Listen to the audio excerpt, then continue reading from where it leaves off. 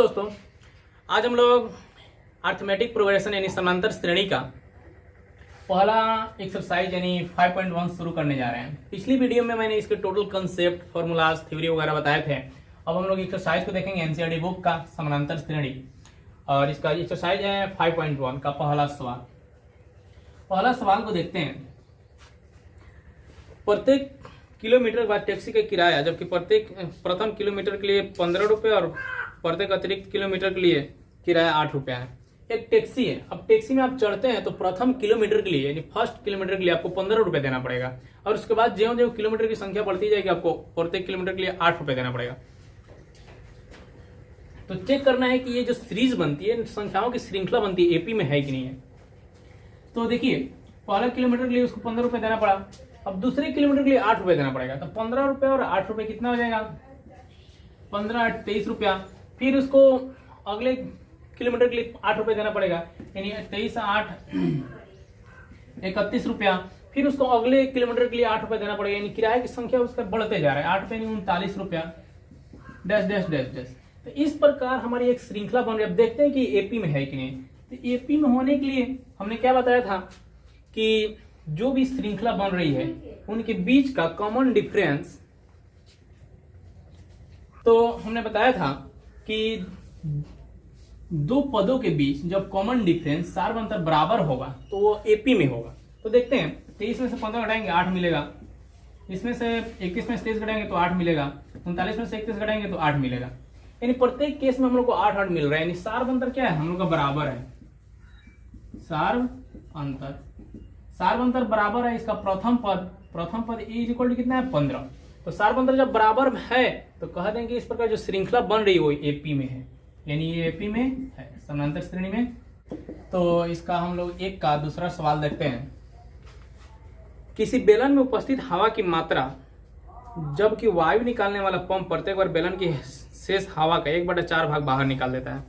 अब एक सिलेंडर है, जैसे सिलेंडर होता है, उस सिलेंडर में हवा भरा हुआ है, उस सिलेंडर से हवा निकाला जा रहा है। तो मान लीजिए, माना कि उसमें x मीटर क्यूब हवा भरा हुआ है, और जो पंप है उससे प्रत्येक बार शेष हवा का 1/4 भाग निकाल देता है। सपोज कीजिए पहले था x, अब x था, अब उसमें से हवा जब निकाला गया तो x का 1/4 भाग, यानी x का 1/4 भाग, यहाँ देखिए टोटल हवा इतना है और टोटल हवा का 1/4 भाग निकाल देता है। यानी अब कितना हवा बचा? तो ये 4x हो जाएगा, 4x यानी 3x/4, यानी दूसरे बार उसमें हवा बचेगा 3x/4। अब 3x/4 उसमें हवा बचा। अब इस 3x/4 का फिर 1/4 भाग हवा निकाल लिया जाएगा। तो देखिए 3x/4 माइनस 3x/4 का 1/4 भाग क्या किया गया? हवा फिर निकाल लिया गया। 4 का 16, यानी 3x/4, ये हो जाएगा 3x/16। तो 4 और 16 का एलसीएम 16, और 16 में 4 से भाग देंगे 4 और 4 3 12x, और ये हो जाएगा 3x, यानी 12x में से 3x जाएगा तो हो जाएगा 9x/16, यानी इतना हवा बचा तीसरे बार में, 9x/16। इसी तरह और भी बढ़ते जाएगा। तो हम देखते हैं इस प्रकार जो हमको नंबर मिलता है, हमको जो संख्या मिलती है, उसको देखते हैं कि एपी में है कि नहीं। तो इसको चेक करने के लिए हमको देखना पड़ेगा कि दो लगातार पदों के बीच में जो डिफरेंस आ रहा है, कॉमन डिफरेंस सार्वंतर, वो बराबर है कि नहीं है। तो चलिए देखते हैं।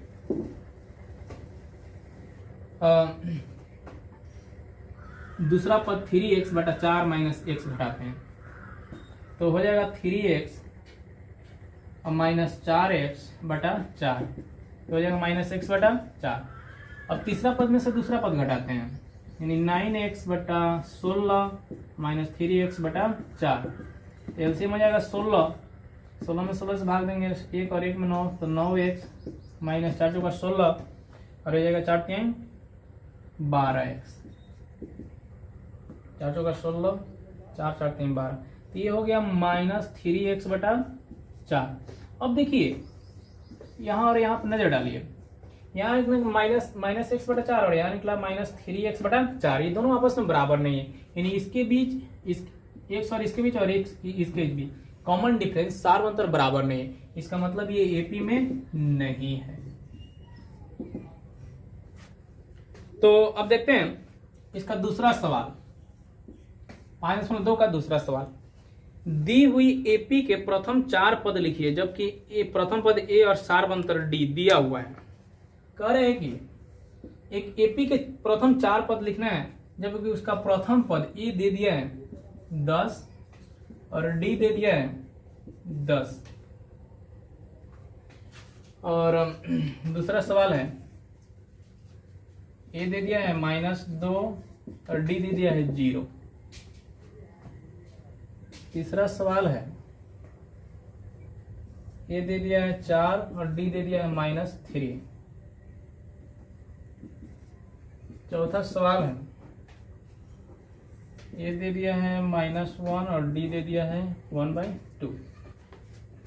तो देख, इसमें प्रथम पद ए है और सार्वंतर 10 है, यानी और इसे एपी बनाना है, तो हम एपी बना देंगे। देखिए प्रथम पद ए है 10 है, तो प्रथम पद 10 और सार्वंतर भी 10 है, यानी दूसरा पद लेने के लिए हमको एपी में डी जोड़ना पड़ता था, प्रथम पद में डी जोड़ना पड़ता था, यानी 10 10 20, फिर इसमें अब 10 जोड़ेंगे 30, फिर इसमें 10 जोड़ेंगे 40 और हमारा 4 पद तैयार हो गया।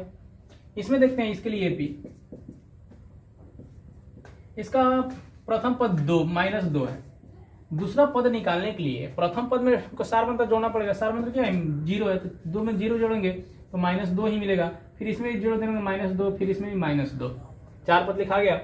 इसमें देखते हैं प्रथम पद है 4 लिख दिया हमने, और सार्वंतर 3 है, यानी प्रथम पद में सार्वंतर जोड़ेंगे, यानी 4 में जोड़ेंगे -3, 4 में -3 जोड़ेंगे, 4 + -3, तो 4 - 3 हो जाएगा यानी 1, यानी दूसरा पद हो जाएगा 1। अब 1 में फिर -3 जोड़ेंगे तो हो जाएगा -2, फिर -2 में 3 जोड़ेंगे तो -5, और ये हो गया हमारा 4 पद। इसमें आते हैं, इसमें प्रथम पद ए है तो एपी प्रथम पद ए। अब दूसरा पद निकालने के लिए प्रथम पद में हमको सार्वंतर जोड़ना पड़ेगा, तो -1 में 1/2 जोड़ेंगे, तो देखिए -1 + 1/2, इसको समझा देते हैं, 2 और -2 + 1 यानी -1/2, तो यहाँ हो गया -1/2। और फिर तीसरा पद निकालने के लिए दूसरे पद में डी जोड़ेंगे, तो दूसरा पद हमारा -1/2 है, और फिर इसमें जोड़ देते हैं हम 1/2, तो 1/2 -1/2 + 1/2 क्या हो जाएगा 0। अब 0 में तीसरा पद है, तीसरा पद फिर हमको चौथा पद निकालना है, तो तीसरे पद में हमको डी जोड़ना पड़ेगा, यानी 0 में जोड़ेंगे 1/2 तो मिलेगा हमको 1/2। तो ये 4 सवाल हो गए। तो 2 का 5वां नंबर सवाल देखते हैं। प्रथम पद है -1.125 और सार्वंतर है -2.5, इससे एपी बनाते हैं। तो प्रथम पद है -1.25, अब प्रथम पद में सार्वंतर जोड़ेंगे तो दूसरा पद हमको मिलेगा, तो -1.25 में 2.25 जोड़ रहे हैं, तो 25 और 0.25 और 0.25 मिलकर बन जाएगा -1.50। और फिर दूसरा पद से तीसरा पद निकालने के लिए फिर 2.5 माइनस जोड़ना पड़ेगा, तो माइनस जोड़ेंगे कितना हो जाएगा 50 है और ये 25 है, यानी -1.75। और फिर इस तीसरा पद हमको पता हो गया, तीसरा पद से चौथा पद निकालने के लिए तीसरा पद में हमको फिर सार्वंतर जोड़ना पड़ेगा, यानी 75 है और 25 हमको जोड़ना है इसमें, तो 75 और 25 100, यानी 100 और इसमें दशमलव है तो ये 2 हो जाएगा, यानी -2, और ये 4 पद हमारे निकल गए। तो तीसरा सवाल इसको देखते हैं, इसमें एपी दे दिया है। तीसरा सवाल का फर्स्ट नंबर सवाल देखिए, इसमें एपी दे दिया यानी अरिथमेटिक प्रोग्रेशन दे दिया, और कह रहे हैं कि इसमें प्रथम पद लिखिए और उसका सार्वंतर लिखिए, प्रथम पद तथा सार्वंतर। तो प्रथम पद जो सबसे पहला टर्म है, पहला पद है वो हमारा प्रथम पद, यानी इस एपी के लिए प्रथम पद कितना हो जाएगा 3, और सार्वंतर यानी डी निकालने के लिए फॉर्मूला होता है A2 - A1, तो A2 की जगह यानी दूसरा पद माइनस पहला पद, तो 1 है, तो पहला पद कितना है 3, तो 1 में से 3 जाएगा -2, तो प्रथम पद निकल गया और सार्वंतर भी निकल गया। दूसरा सवाल देखते हैं, एपी है इसका भी प्रथम पद, तो प्रथम पद -5 और सार्वंतर यानी डी A2 - A1 यानी -1 और -5, तो -1 ये देखिए माइनस और माइनस मिलकर प्लस हो जाएगा +5, यानी +5 में सब 1 जाएगा तो 4, सारबंतर हो गया 4। अगला सवाल देखते हैं, एक एपी है तो इसका प्रथम पद ए बराबर 1/3, सारबंतर दूसरा पद देखिए यहाँ 5/3 है, माइनस पहला पद -1/3, तो एलसीएम 3 और 5 - 1 यानी 4/3। अगला सवाल देखते हैं, इस एपी का देखिए प्रथम पद 0.6 यानी ए बराबर 0.6 और डी यानी सारबंतर दूसरा पद माइनस पहला पद 1.7 माइनस 0.6, तो 6 देखिए 7 में से जाएगा तो 1.1 हो गया। तो लास्ट सवाल की ओर बढ़ते हैं, चौथा, और इसमें कह रहा है कि निम्नलिखित में से कौन एपी है, यदि कोई एपी है तो इसका सारबंतर और इसके 3 पद और लिखना है। तो मैंने कुछ सवालों को, कुछ जो इंपॉर्टेंट है, जो डिफिकल्ट है, उनको लिखा है और बहुत सारे सिंपल हैं। तो देखिए पहला नंबर सवाल, पहले चेक करना है कि एपी में है कि नहीं है, अगर है तो उसके 3 पद और लिखना है। तो देखिए इसको देखते हैं, प्रथम पद 2 है, दूसरा पद 4, 8, 16 है, तो इसका सारबंतर निकालते हैं। 4 में से 2 जाएगा तो 2 बचेगा, तो पहला केस में 2 मिला, इसके और इसके बीच में अंतर 2 है। अब 8 में से 4 घटाते हैं तो 4 मिलता है। तो देखिए 2 और 4 आपस में बराबर नहीं, इसका मतलब ये एपी में नहीं है। तो एपी में नहीं है तो आगे हम लोग नहीं बढ़ेंगे। दूसरा नंबर सवाल देखते हैं, प्रथम पद है 2 और ये है 5/2, तो देखते हैं इसमें से 5/2 में से 2 घटाएंगे। 5/2 का मतलब हुआ 2.5, 2.5 में से 2 घटाएंगे तो मिलेगा हमको 1/2। और देखिए 3 है, अब 3 में से घटाएंगे 5/2, तो 3 है और ये 2.5 है, तो यहाँ भी मिलेगा हमको 1/2। और ये 7/2, 7/2 का मतलब होता है 7 का आधा यानी 3.5, तो 3.5 में से 3 घटाएंगे तो भी हमको मिलेगा 1/2। अब देख रहे हैं कि सारबंतर सब में बराबर है और सारबंतर क्या है 1/2, तो इसमें हमको 3 पद और लिखने हैं। तो 3 पद और लिखने के लिए इसमें 1/2 1/2 1/2 जोड़ते जाना पड़ेगा। तो ये 7/2 और 7/2 में 1/2 जोड़ेंगे तो हो जाएगा 4, और फिर 4 में 1/2 जोड़ेंगे तो हो जाएगा 9/2, और 9/2 में फिर 2 जोड़ेंगे तो हो जाएगा 5, 1/2 जोड़ेंगे तो 3 पद हमने लिख दिया। उसके बाद आगे देखिए यहाँ है, तो इसको पहले चेक करते हैं, 3 3 + √2 3 + 2√2 3 + 3√2। तो इसमें से दूसरा पद में से पहला पद घटाते हैं, तो 3 + √2 में से 3 घटाएंगे तो यहाँ देख लीजिए 3 + √2 - 3, तो 3 3 कट जाएगा, कितना बचा √2। अब तीसरा पद में से दूसरा पद को घटाते हैं, तो यहाँ 3 + 2√2 है, यहाँ 3 + 2 है, तो 3 + 2√2 - 3 + √2, तो माइनस करेंगे तो सबका चिन्ह बदल जाता है, ये कट गया, और √2 में से √2 जाएगा तो कितना बचेगा √2। अब यहाँ देखिए 2√2 है, यहाँ 3√3 है, तो फिर 3 3 तो कट जाएगा, इसमें से इसको घटाएंगे तो 3√3 में से 2√2 जाएगा, तो फिर कितना बचेगा √2। यानी ये क्या है, समानांतर श्रेणी में है, यानी एपी में है। तो एपी में है तो इसका और 3 पद लिखने हैं। तो देखिए यहाँ 3 है, यहाँ 1 रूट है, यहाँ 2 रूट है, यहाँ 3 रूट है, तो इसके बाद कितना होगा 3 + 4 रूट 3 + 4√2, उसके बाद यहाँ से 4 पद लिख रहे हैं 3 + 5√2, और इसका अगला पद है 3 + 6√2। ये हो गया हमारा आंसर। अगला देखते हैं 1 3 9 27। तो इसमें पहला पद 1 है, दूसरा पद 9 है, तो देखते हैं दूसरा पद में से पहला पद को घटाकर 3 में से 1 गया तो 2, और तीसरा पद में से दूसरा पद घटाकर 9 में से 3 गया 6। तो देख रहे हैं कि सारबंतर जो है हमारा डी बराबर नहीं है, तो ये एपी में नहीं है। अब देखते हैं यहाँ है A 2 A 3 A 4 है, यानी ए बढ़ते जा रहा है। यहाँ ए था, यहाँ डबल ए हो गया, ट्रिपल ए, यहाँ 4 है, तो एपी चेक कर लेते हैं। 2A में से 1 ए गया तो 1 ए बचा, 3A में से 2A घटाएंगे फिर ए बचेगा, 4A में से 3 घटाएंगे तो फिर ए बचेगा, यानी ये एपी में है। सारबंतर हमारे सबके लिए बराबर मिल रहा है। तो और इसके 3 पद लिखने के लिए यहाँ हो जाएगा हमारा 5 पे, फिर इसमें 1 ए जोड़ देंगे, फिर इसमें भी 1 ए जोड़ देंगे 6 ए, और ये 7 ए। इसको देखते हैं, यहाँ a है, यहाँ a², यहाँ a³, यहाँ a4। अब ये देखिए यहाँ ए है, अब ए से ए में गुना कर दिया, फिर ए से ए में फिर गुना कर रहा है, ए स्क्वायर में फिर गुना कर दिया, फिर ए क्यूब में गुना कर दे रहे हैं। तो इसमें हम लोग एपी में पढ़ते हैं कि जुटता है, गुना नहीं होता है। तो ये तो वैसे ही दिख रहा है कि एपी में नहीं, यानी ए स्क्वायर में से ए घटाएंगे, फिर ए क्यूब में से ए स्क्वायर घटाएंगे, और ये आपस में इक्वल नहीं है, यानी डी हमारा बराबर नहीं है, और ये एपी में नहीं है।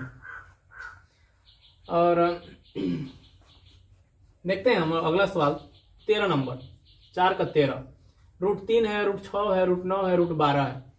तो घटाते हैं, √6 में से √3 जाएगा, तो वैसे तो ये रेशनल नंबर है, अपरिमेय संख्या, √6 माइनस √3 और फिर √6 माइनस √9। तो देख रहे हैं कि सब ये रेशनल नंबर है, इसका वैल्यू भी हमको पता नहीं है। तो वैसे इसका मान अगर लिखा जाए तो ये हो जाएगा √9 माइनस √6, और ये इक्वल नहीं है आपस में, और इक्वल नहीं है तो यानी एपी में नहीं। अब आगे देखते हैं ये सवाल, ये 6 छूट गया था, 6 को देखते हैं। 0.2, 0.22, 0.222, 0.22। देखिए इसमें दशमलव बाद 2 की संख्या बढ़ती जा रही है, यानी 0.22 में से 2 घटाएंगे तो मिल जाएगा हमको, देखिए यहाँ घटा देते हैं, 0.22 माइनस 0.2, यहाँ 0 लिख देते हैं, 20, तो मिला हमको 0.02। अब इतना में से फिर हम घटाएंगे 0.222 में से घटाएंगे 0.22, यहाँ 0 लिख देते हैं, 200 पॉइंट, यानी 0.002। और देखिए कि सार अंतर आपस में इक्वल नहीं है, इक्वल नहीं इसका मतलब ये एपी में नहीं है, हो जाएगा। तो देखिए इस 14 नंबर सवाल को देखते हैं। इसमें 1 का स्क्वायर, इसके बाद 3 का स्क्वायर, 5 का स्क्वायर, 7 का स्क्वायर दिया है, और इसको थोड़ा सा तोड़ देते हैं। ये 1 का स्क्वायर 1, 3 का स्क्वायर 9, इसका 25, इसका 49। अब देख लेते हैं इसका सार अंतर, 9 में से 1 जाएगा तो 8 बचेगा, 25 में से 9 जाएगा तो 16 बचेगा। देख रहे हैं सार अंतर बराबर नहीं है, सार अंतर बराबर नहीं है, इसका मतलब ये एपी में नहीं है। तो ये था एक्सरसाइज 5.1, टोटली क्वेश्चन इसमें सॉल्व करा दिया गया। यदि आप मेरे चैनल पर नए हैं तो चैनल को सब्सक्राइब जरूर करें, और ये सब अपने दोस्तों के साथ शेयर करें, और उन्हें भी इसका लाभ उठाने का मौका दें। धन्यवाद।